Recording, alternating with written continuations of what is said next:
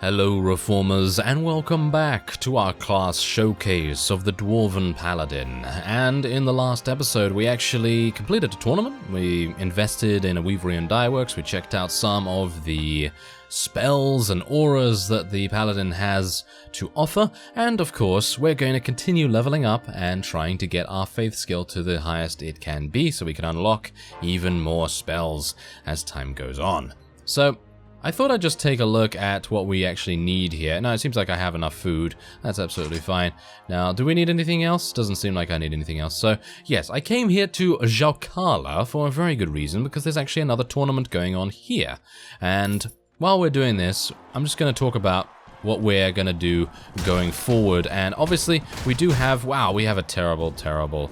Oh my, this horse is so slow. I don't even know what's going on with this horse, but anyway.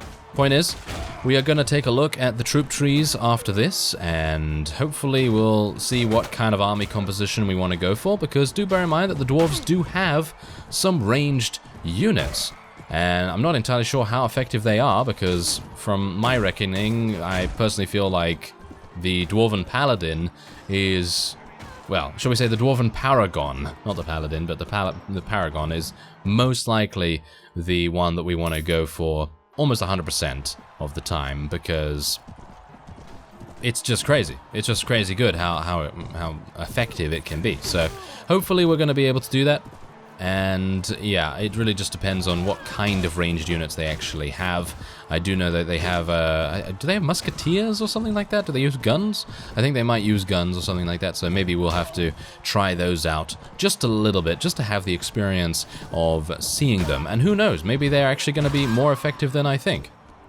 And, you know, then we can maybe use them in some situations, maybe to defend our garrisons or something along those lines, but... Yeah, I personally feel like the Dwarven Paragons are going to be our go-to unit.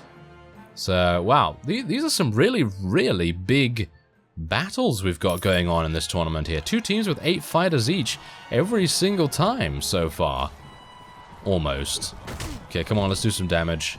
Wow, not having a horse really does make a huge difference to how effective we can be, doesn't it? Come on, take him out. Get him off that horse. Or at least kill him. Oh, yes, the little legs. Okay, so, oh dear. This is where things might go badly. Maybe. Okay, come on now. Oh dear. Okay, we gotta bunch them on us. We might actually suffer here. We might be done. Yeah, there we go. There's a hired blade. There's a champion fighter dead. I don't know whether I've killed enough to be able to survive. Yes. Ooh, that was very close. Okay. I've bet a huge amount of money, so me being taken out at this point would be absolutely monstrous. Very bad. Alright, so yes, now all we need to do is deal with this guy. And he's going to be difficult. I think this is the guy that was actually attempting to kill us beforehand in the previous round, so that's obviously not very nice. Ah! Yes, and he obviously is ready for us most of the time as well. We're getting some nice damage on him though, so I suppose that's good. He's getting massive damage on us though.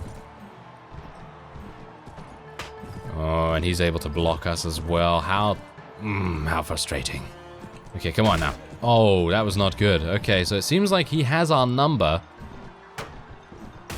Yep, seems like he has our number. You know what I'm going to do? I'm going to get off my horse and I'm actually just going to tackle him one-on-one, because I personally feel like this is not going to work out too well if I decide to do it this way. There we go. That's much better. It was just a hired blade. Just a standard hired blade. Wow. That really speaks volumes for their effectiveness, doesn't it? Anyway, 2 teams with 2 fighters. I have a dagger. Oh dear. Okay, teammate, yes, you're going to have to do most of the things here, because I'm very worried about... maybe I have the advantage. I have the advantage because I attacked first. Yeah, there we go. Yeah, okay, take that. Thankfully, they both had bows and daggers. If they didn't have bows and daggers, we'd be in a really bad spot. Anyway, 2 teams with 1 fighter. I have no shield, and he has... Oh, no. He has a lance. Oh, that was close. Okay.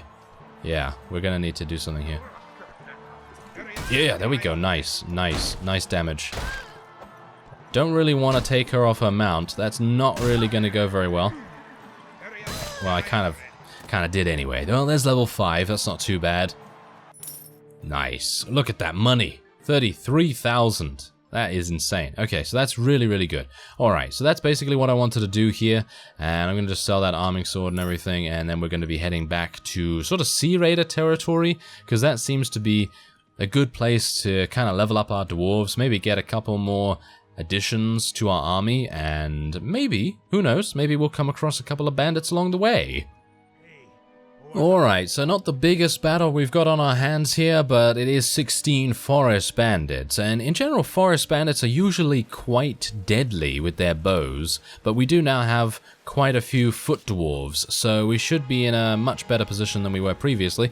Anyway, I'm going to use haste here, and oh, do you see how fast our guys move now? Okay, I'm just going to tell everyone to charge just to see how fast they actually are. Wow, look at these guys. Look at them. Wow, that is crazy. And our faith power actually restores itself very, very quickly too. Look at those guys over there. What? Okay, wow, that's amazing. That is really, really amazing. Okay, so yeah, they're moving just like they're mounted. That is really cool. I like that. And yeah, we're gonna obviously deal with these guys very easily because, you know, you'd think, because obviously they are technically forest bandits and they do generally have very, very good bow skills, the haste spell absolutely nullifies their ranged advantage. And being able to close in on a ranged unit in no time at all, just like we did there, was fantastic. I mean, it really changes the dynamics of a particular fight because, you know, when you're up against some extremely annoying enemies, let's just take native as an example, and let's say you're up against the Rodoks, and the Rodoks are the last faction you got to eliminate for you to achieve total victory. And, you know, at that point, they're going to have so many Rodok sharpshooters, aren't they? Yes, they are just going to have so many, and if you do a battle with, I don't know, 400 of them, or something like that, there's bound to be at least 50, 100 of them that are sharpshooters, and you're going to have to deal with those crossbows. And the haste spell in Phantasy Calradia would absolutely make a huge difference. And that's exactly the reason why I like, you know, just mixing things up a little bit, you know, it really does mix things up, so that is really cool. Okay, so let's go over to tier, and let's try and find some big parties of Sea Raiders. I was actually thinking of going down to the Orcs and maybe trying to fight one of them, but fighting them is probably not the best idea because if you think about it, we're gonna have, well, a lot of units to fight, and I don't personally feel like we have the army capable of dealing with them right now, which is a big kind of disappointment, but that's just how it is. I mean, we're only on our, what, I don't know, 10th, 15th day of the campaign so far, so it's not really a big deal. Ah, here we go. Ooh, this seems like the perfect fight to take on for a bunch of dwarves. They're elves. Oh yes, they are elves. Let's do this. Okay, so I don't exactly know whether they still have the haste buff. I don't know, actually. I'm just going to tell them to charge in, though. They do? They still have the haste buff? Okay, they still have the haste buff. Well, this is interesting. Okay, so let's see what I can do here. I guess I'm going to use my healing aura. Do I need that? If I die here, then I'm probably going to need it. Yeah, okay, so yeah, let's just get in on them. Yeah, look at that. Get in here real fast. Yeah. Okay, look at that. Look at our maneuverability. Our maneuverability is just crazy. Okay, come on now. Let's do some extra damage. They're dodging us. They are dodging us, but that's not going to save them forever. That is not going to save them forever. Do you see how fast this is? Wow.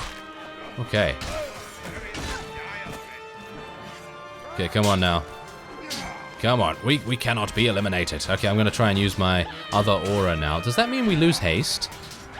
So is the haste actually an aura? It seems like it. Oh, that's really cool. Okay, so I thought it wasn't because it didn't have a consistent cost, but it doesn't matter. It just has a 25 cost and then it stays on infinitely, I would assume, which is pretty amazing in itself.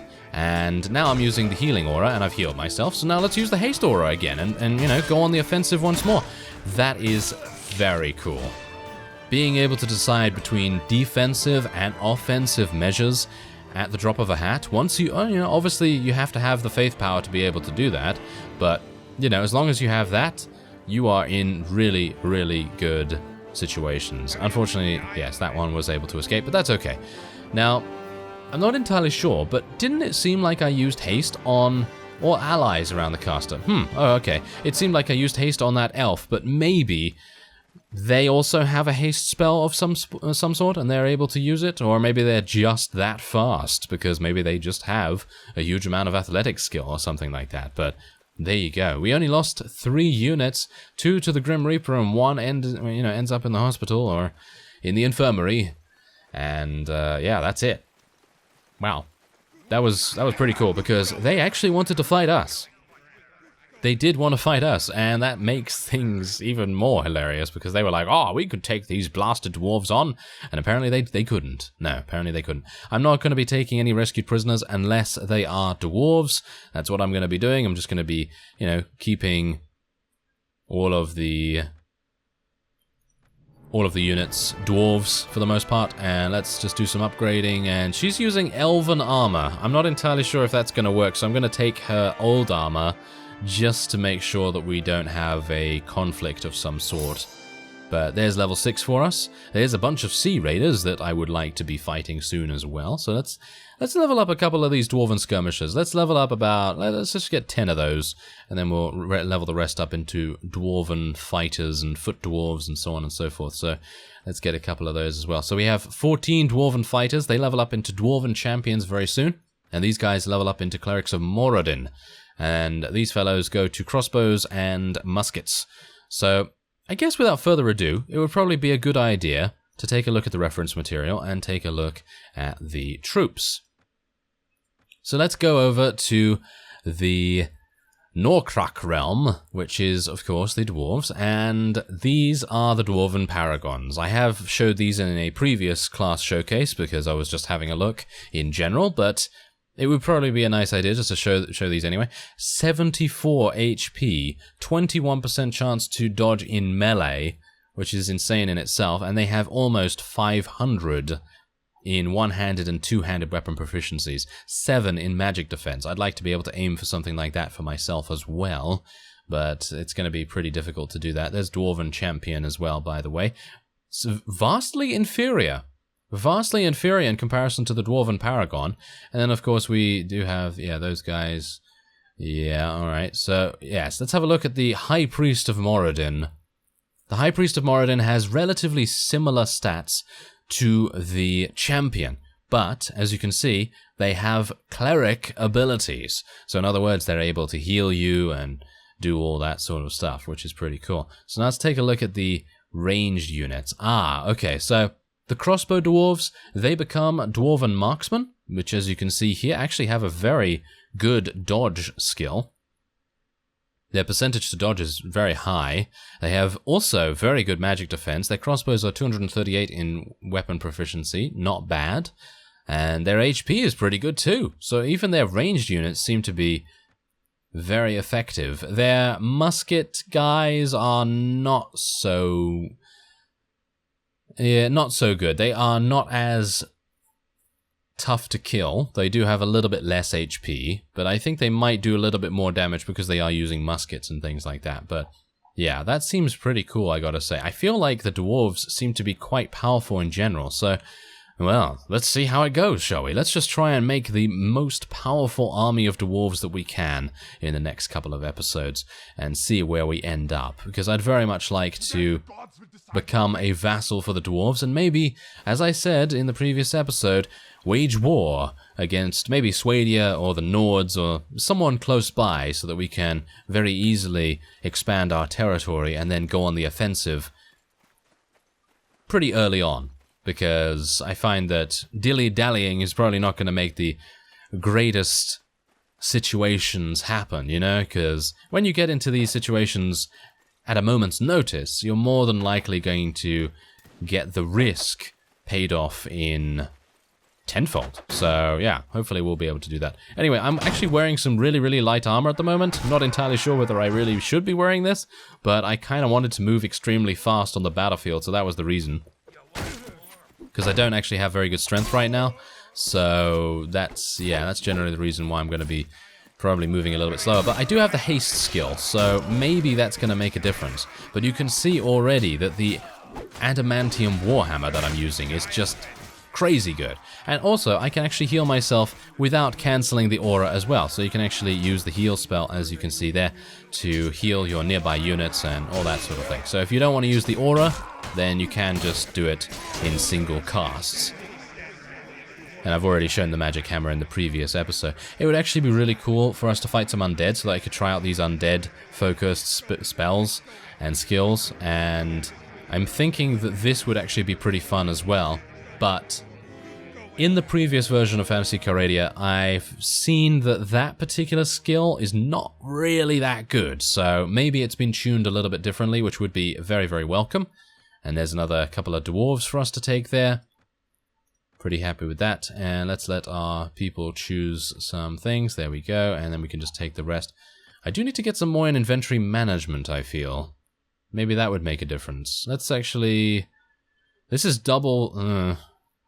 I'm not entirely sure if this is going to make me slower. But it is going to... It's going to put us on a diet again, isn't it? Yes, it certainly is. What about this? I mean, I don't really mind either way, to be honest. Nah, I don't really care. That's fine. Let's just leave it as it is. Okay, so we do have some Dwarven Prospectors currently embroiled in battle against some Drow and Sea Raiders both. So let's go and help them out, shall we? Oh. I didn't actually want to do that. I want to go over here. There we go.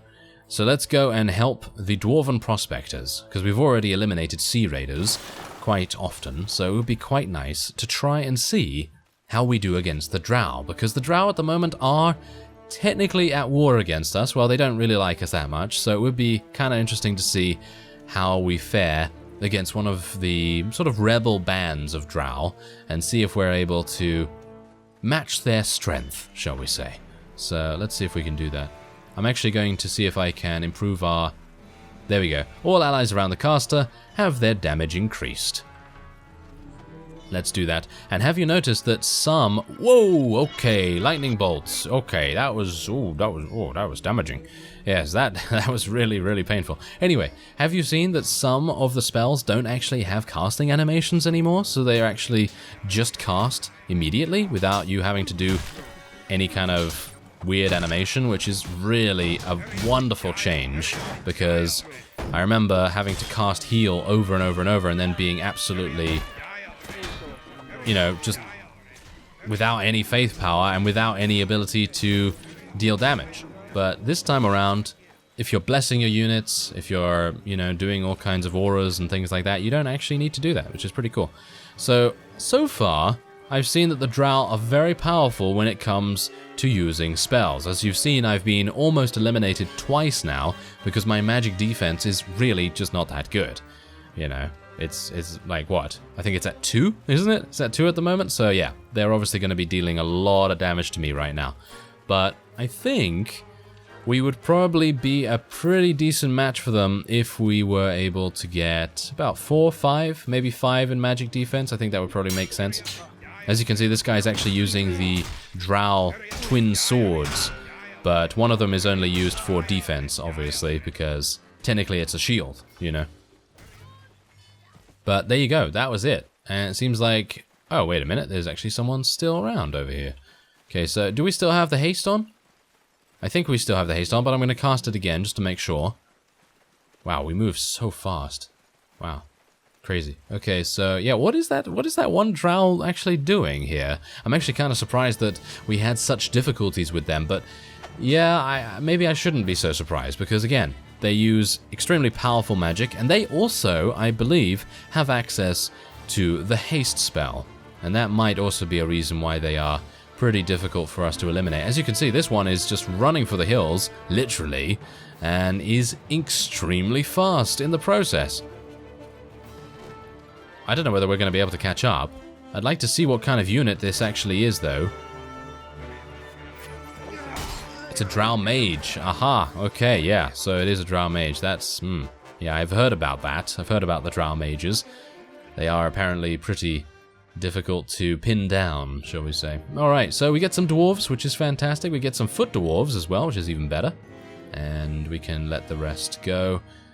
Yeah, that's absolutely fine. No one else wants to take anything.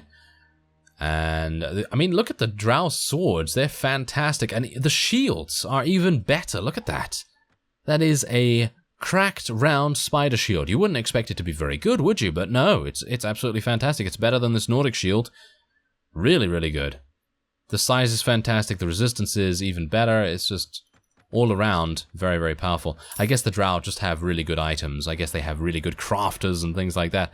So anyway, let us go over to Fyhrr's Gate, because what I'd like to do is maybe try to become a vassal, because at the moment I have exactly 150 renown, which is hopefully going to mean that I will be able to become a vassal, and that would be quite, well, it would be quite nice, because hopefully at that point the villages will not be raided. It might be a nice change for us to not have villages that are raided be awarded to us, and hopefully I'll be able to find the king in question. King Loke is his name. So let's see if I can find him. Do have a bunch of trade agreements currently going on there. I do know that there were a couple of vassals patrolling around Fyhrr's Gate beforehand, but I didn't have enough renown to be able to ask them, so it seems like I'm not going to be able to. There's the 10 dwarves joining us for 200 dinars, which is just... just absolutely ludicrous value. And I'm gonna sell the rest. Oh, this guy actually has a little bit more money this time, so that's quite nice. Okay, I can sell this. Oh, I don't know whether we're gonna have enough money, or whether he's gonna have enough money, actually. Hopefully he does. Yeah, I think he does. Just about. Thank you very much. Alright.